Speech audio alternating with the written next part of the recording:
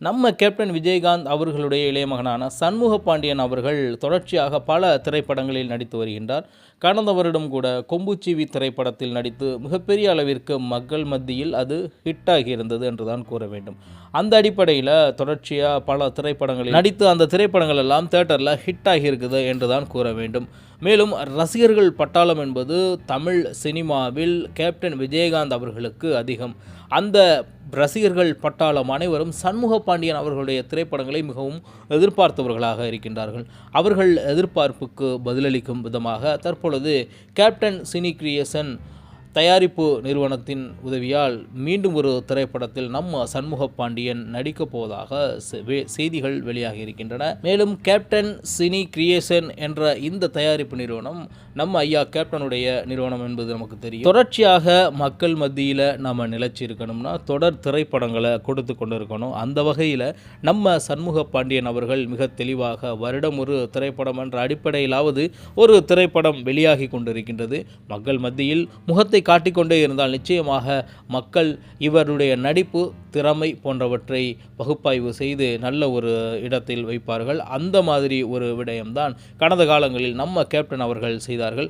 அதனுடைய தொடர்ச்சியாக இப்பொழுது அவருடைய இளைய மகனான நம்ம சண்முக பாண்டியன் அவர்களும் இதனுடைய தொடர்ச்சியாக வருடம் ஒரு முறை ஒரு திரைப்படத்தின் வெளியிட்டு இருக்குமாறு செய்து கொண்டிருக்கின்றார். நிச்சயமாக இதை எடுப்பவர் யார் என்றால், அதாவது கேப்டன் சினி கிரியேஷன் நம்ம சண்முக பாண்டியன் அவர்களை வைத்து திரைப்படம் எடுக்கின்றதல்லவா, இதை எடுக்கக்கூடிய இயக்குனர் யார் என்றால் தீராத விளையாட்டு பிள்ளை என்ற திரைப்படத்தை எடுத்த நம்ம திரு அவர்கள் தான் இந்த திரைப்படத்தை எடுக்க போகிறதா தகவல்கள் வெளியாகி இருக்கு. நிச்சயமா நம்ம கேப்டன் மகன் சண்முக பாண்டியன் அவர்கள் நடிக்கக்கூடிய இந்த திரைப்படமும் ஆக்ஷன் கலந்த அன்பு நிறைந்த திரைப்படமாக இருக்கும். மக்களை கவரக்கூடிய திரைப்படமாக இருக்க வேண்டும் என்பதுதான் அனைவருடைய ஆவலாக இருக்கின்றது.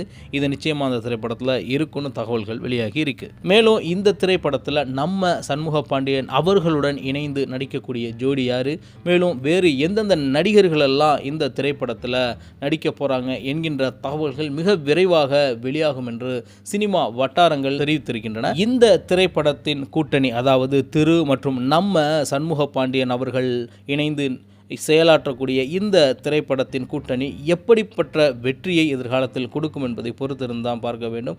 இந்த திரைப்படம் வெளியாவது என்பது வெறுமனே சினிமா ரசிகர்கள் மட்டுமல்லாமல் கேப்டன் அவர்களுடைய ரசிகர்களுக்கும் தமிழ்நாட்டில் இருக்கக்கூடிய ஒட்டுமொத்த திரைப்பட ரசிகர்களுக்கும் ஒரு இனிப்பான செய்தியாகவே இந்த செய்தி இருக்கின்றது. நிச்சயமாக கேப்டனை மீண்டும் மீண்டும் நினைவுபடுத்தக்கூடிய ஒரு செயல் என்றால் நம்ம சண்முக பாண்டியன் அவர்கள் நடிக்கக்கூடிய திரைப்படங்கள் தான். அவர் எப்பொழுதெல்லாம் சண்முக பாண்டியன் அவர்கள் திரைப்படத்தில் தோன்றுகின்றாரோ அப்பொழுதெல்லாம் கேப்டன் நடிப்பது போன்றுதான் நமக்கு தோன்றுகின்றது. நிச்சயமாக இந்த திரைப்படம் வெளியாகி மாபெரும் ஒரு ஹிட் அடிக்க நம்ம முதல் வாழ்த்துக்களை தெரிவித்துக் கொண்டு இந்த திரைப்படத்தினுடைய முதல் ஃபர்ஸ்ட் லுக் போஸ்டர் விரைவில் வெளியாக காத்திருக்கு. அந்த போஸ்டர் வந்த பிறகு இந்த திரைப்படத்தினுடைய முழு கதையை பற்றிய ஆராயக்கூடிய ஒரு குரூப் இருக்கும். அந்த குரூப்பில் நாம் ஒருவராக இந்த திரைப்படத்தை நன்றாக ஆராய்வோம். முதல்ல ஃபர்ஸ்ட் லுக் போஸ்டர் வரட்டும்.